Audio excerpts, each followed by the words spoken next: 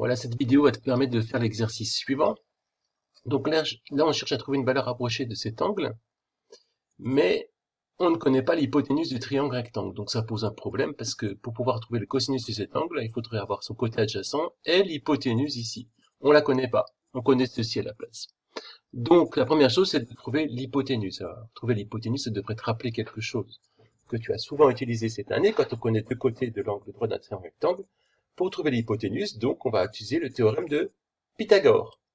Donc, première chose, donc, bien sûr, on repère le côté adjacent et l'hypoténuse. On se dit qu'il nous faut l'hypoténuse. Donc, dans le triangle ACD rectangle en C, d'après le théorème de Pythagore, eh bien, AD au carré égale DC au carré plus AC au carré, ou AC au carré plus CD au carré, comme c'est écrit ici.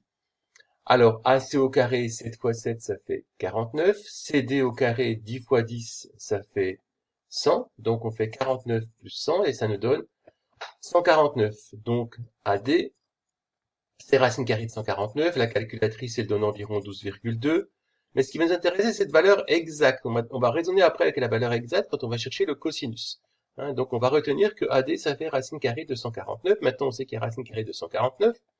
On connaît le côté adjacent. On connaît l'hypoténuse, on va donc pouvoir utiliser le cosinus de cet angle pour trouver une valeur approchée de cet angle. Alors, c'est ce qui va se passer maintenant, donc je remets la figure là. On connaît bien le côté adjacent qui vaut 10, on connaît bien l'hypoténuse qui vaut 100, racine carrée de 149. On va pouvoir trouver le cosinus de cet angle et, à l'aide de la calculatrice, trouver une valeur approchée de l'angle. Donc, on reprend notre petite rédaction dans le triangle ACD rectangle en C. Le cosinus de l'angle ADC, c'est égal à CD sur AD, côté adjacent divisé par hypoténuse. Et là, on écrit 10 sur racine carrée de 149. Si tu prends 12,2 au lieu de racine carrée de 149, à la fin, la valeur de l'angle ne sera pas exactement la même. Donc, tu peux essayer d'ailleurs pour voir.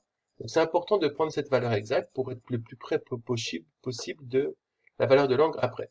Donc, toujours pareil, ensuite, on prend la calculatrice. On les touche seconde, cosinus, enfin seconde, arc cosinus ou cosinus moins 1, et puis en fraction 10 sur racine carrée de 149.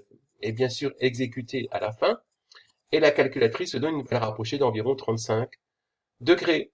Voilà, tu peux faire l'exercice suivant.